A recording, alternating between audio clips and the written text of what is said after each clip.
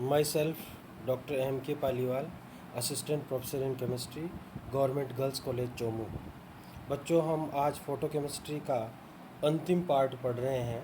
इससे पहले अपन ने प्रकाश अवशोषण के नियम, प्रकाश के नियम, क्वांटम यील्ड निकालने के प्रोसेसेस, ये सारे पढ़े। आज जो लास्ट पार्ट है वो है फोटोसेंसिटाइज्ड रिएक्शन, प्रकाश संवेदन अभिक्रियाएं या प्रकाश सुग्राही अभिक्रियाएं। तो क्या होती हैं? जैसा आपको नाम से ही पता चल रहा होगा कि ऐसी अभिक्रियाएं जो प्रकाश से संवेदित होती हैं या प्रकाश के कारण से होती हैं या प्रकाश के ग्रहण से होती हैं। तो इसकी परिभाषा अपन देते हैं, ऐसी अभिक्रियाएं जो प्रकाश विकिरण की उपस्थिति में भी या तो संपन्न नहीं होती या मंद गति से संपन्न होती हैं, लेकिन किसी अशुद्धि या अन्य पदार्थ की उपस्थिति में संपन्न हो जाती हैं, उन्हें फोटोसेंसिटाइज्ड रिएक्शन कहते हैं। और उन पदार्थों को प्रकाश संवेदक या प्रकाश सुग्राही कारक फोटोसेंसिटाइजर कहते हैं। और प्रकाश सुग्राही को हम ये भी कह सकते हैं जो अभिक्रिया में सक्रिय भाग तो नहीं ले, लेकिन प्रकाश विकिरणों को अवशोषित करके उसे क्रिया कारक को देकर अभिक्रिया संपन्न करवा दें। तो इस प्रकार की जो अभिक्रियाएं होती हैं, इस प्रकार के जो पदार्थ होते हैं वो प्रकाश संवेदक या फोटोसेंसिटाइजर कहलाते हैं। और इस फोटोसेंसिटाइजर की हेल्प से जो अभिक्रियाएं होती हैं वो फोटोसेंसिटाइज्ड रिएक्शन कहलाती हैं। सिंपल सी ये बात है कि कुछ ऐसी अभिक्रियाएं होती हैं जो या तो लाइट की प्रेजेंस में बहुत मंद गति से संपन्न होती हैं या होती ही नहीं है, परंतु यदि कोई बाहर से अशुद्धि मिला दें तो और फिर लाइट डालें तो फिर वो अभिक्रियाएं बहुत तीव्र गति से संपन्न हो जाएं या वो संपन्न हो जाएं उस अशुद्धि के कारण से, तो वो जो है वो क्या कहलाती हैं? जो अशुद्धि है वो तो फोटोसेंसिटाइजर कहलाती हैं। और जो अभिक्रियाएं इस प्रकार की वो फोटोसेंसिटाइज्ड रिएक्शन कहलाती है, प्रकाश संवेदी अभिक्रियाएं कहलाती हैं।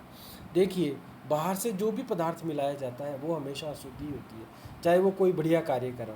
जैसे दूध के लिए चीनी, दूध में अगर अपन चीनी मिलाते हैं तो वह दूध के लिए तो अशुद्धि ही है, बट भले ही चाहे दूध का जो स्वाद है वो और बढ़ा दे, परंतु दूध के लिए वह अशुद्धि है। तो जो कई प्रकार के ऐसे फोटोसेंसिटाइजर हैं जो लाइट को एब्जॉर्ब करके रिएक्टेंट को दे देते हैं और रिएक्टेंट प्रोडक्ट बना देता है। तो ये दो प्रकार के मुख्य रूप से फोटोसेंसिटाइजर होते हैं, एक एटॉमिक फोटोसेंसिटाइजर और एक मॉलिक्यूलर फोटोसेंसिटाइजर। एटॉमिक फोटोसेंसिटाइजर में मुख्य रूप से हैं मरकरी, कैडमियम और जिंक की वेपर। मॉलिक्यूलर फोटोसेंसिटाइजर में बहुत प्रकार के होते हैं, उसमें बेंजोफिनॉन, SO2, UO2 आयन जो हैं, इस प्रकार के कई जो हैं वो फोटोसेंसिटाइजर हैं जो मैंने यहाँ पे उदाहरण के रूप में लिया है। अब अपन बात करते हैं कि कुछ फोटोसेंसिटाइज रिएक्शन जो होती हैं उनके उदाहरण के बारे में बात करते हैं। पहली जो है, आपको भी एक दो जरूर आनी चाहिए। देखिए, ग्लाइओक्सल कैसे बनता है? CO और H2 की अभिक्रिया से। इसमें वैसे तो ये अभिक्रिया होती नहीं है, परंतु इसमें मरकरी वेपर मिला देते हैं तो ये अभिक्रिया संपन्न हो जाती है। कैसे संपन्न होती है? मरकरी को अगर हम फोटोन डालते हैं तो मरकरी एक्टिवेटेड में कन्वर्ट हो जाती है। ये एक्टिवेटेड मरकरी जो है वो H2 से रिएक्शन करती है, ये तो खुद तो डीएक्टिवेट हो जाती है और 2 H बना लेती है। ये जो H है वो CO से अभिक्रिया करके HCO बना लेता है। HCO पुनः H2 से अभिक्रिया करके HCHO बना लेता है और H बना लेता है। इस प्रकार से 2 HCO जो है वो मिलकर एक HCHO बना ले और एक CO निकाल दे, फिर 2 HCO मिलकर ग्लाइओक्सिल बना सकते हैं। इस प्रकार से अभिक्रिया संपन्न हो जाती है। दूसरा एग्जाम्पल है H2O2 की अभिक्रिया। इसमें भी फोटोसेंसिटाइजर है, वो जो मरकरी वेपर है। वही बात है, मरकरी वेपर जो है वो क्या करती है? लाइट को एब्जॉर्ब करती है, एक्टिवेटेड में कन्वर्ट होती है, H2 से रिएक्शन करती है, 2H में कन्वर्ट होती है। H है वो O2 से रिएक्शन करता है, HO2 बनाता है। HO2 मिलकर H2O2 बनाते हैं और ऑक्सीजन बनाते हैं। H2O2 से हाफ O2 निकल जाता है और जल का एक वाटर मॉलिक्यूल बन जाता है, जल का मॉलिक्यूल बन जाता है। तो H2O2 से किस प्रकार से जल बनता है मरकरी की प्रेजेंस में? वैसे H2O2 को कितने लंबे समय तक आप एक साथ रखो अभिक्रिया,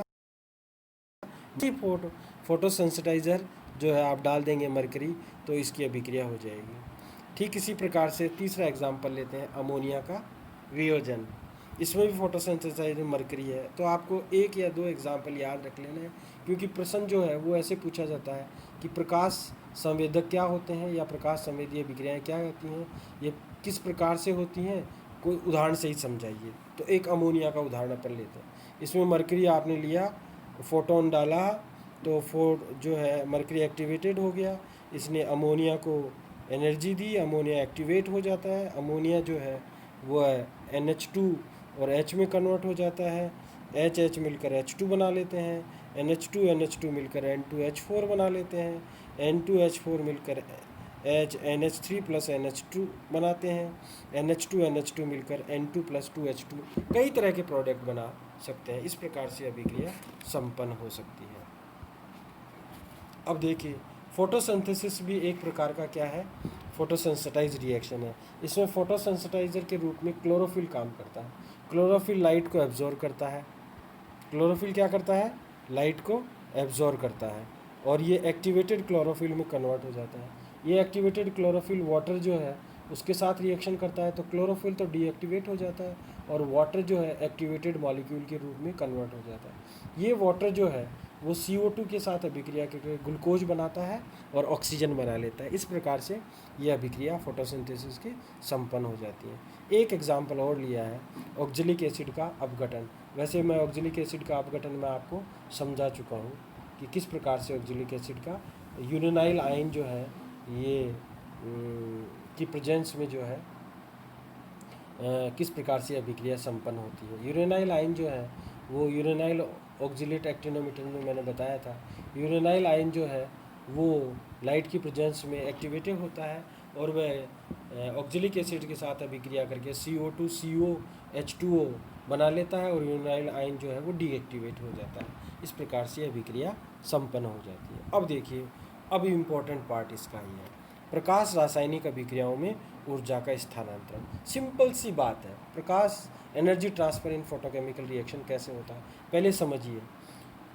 फोटोसेंसिटाइजर अपनी लाइट को एब्जॉर्ब करता है, ये बेसिक कंसेप्ट है, और जो रिएक्टेंट है या अभिकारक है या क्रियाकारक है उसको एनर्जी दे देता है। ये जो क्रियाकारक है एनर्जी पाकर एक्टिवेटेड स्टेट में चला जाता है या सक्रियत अवस्था में चला जाता है और ये अपना इच्छित प्रोडक्ट दे देता है। यही एनर्जी का ट्रांसफ़र है। मैंने यहाँ पे दिखाया है S0 जो है वो एक्सेप्टर या डोनर जो है या फोटोसेंसिटाइजर जो है उसकी ग्राउंड स्टेट है। इसको D0 से भी कह सकते हो। D4 डोनर है, S4 जो है सिंगलेट ग्राउंड स्टेट है। ये फिर एनर्जी पाकर या फोटोन को एब्जॉर्ब करके सिंगलेट एक्साइटेड स्टेट में चला जाता है। इसको D1 से प्रदर्शित किया है। अब ये जो D1 है ये इंटर सिस्टम क्रॉसिंग के द्वारा T1 में कन्वर्ट हो जाता है, या यूँ कहिए कि ये डोनर की ट्रिपलेट स्टेट आती है। अब ये इस स्थिति में पुनः ये ग्राउंड स्टेट में आता है और अपनी एनर्जी जो है वो एक्सेप्टर को दे देता है, यानी रिएक्टेंट को दे देता है।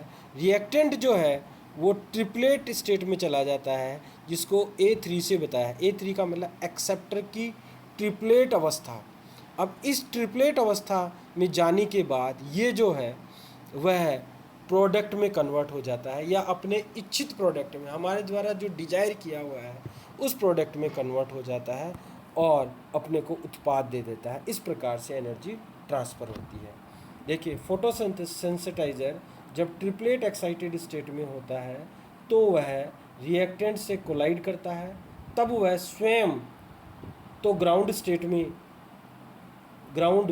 स्टेट की सिंगलेट अवस्था में आ जाता है तथा रिएक्टेंट को त्रिक उत्तेजित अवस्था ट्रिपलेट एक्साइटेड स्टेट में पहुंचा देता है तथा त्रिक उत्तेजित अवस्था से वह इच्छित उत्पाद देता है। जैसे नीचे दिखाया हुआ है कि D0 जो है लाइट एब्जॉर्ब किया, D1 में कन्वर्ट हुआ। D1 जो है वो ISC से D3 में गया। अब D3 जो है वो जो है रिएक्टेंट से कोलाइड करता है, कॉलिजन करता है। ये जो है एक ट्रिपलेट एक्साइटेड स्टेट में चला जाता है, या जो है एक रिएक्टेंट है वो ट्रिपलेट स्टेट में रहता है और डोनर जो है वो ग्राउंड स्टेट में आ जाता है। अब देखिए, जो ट्रिपलेट जो है रिएक्टेंट है वो उत्पाद देता है और यही फोटोसेंसिटाइज रिएक्शन होती है, डिजायर्ड प्रोडक्ट देता है, इच्छित उत्पाद देता है। इसके साथ साथ कई बार क्वेंचिंग भी देता है। देखिए क्वेंचिंग एक स्टेप कम है।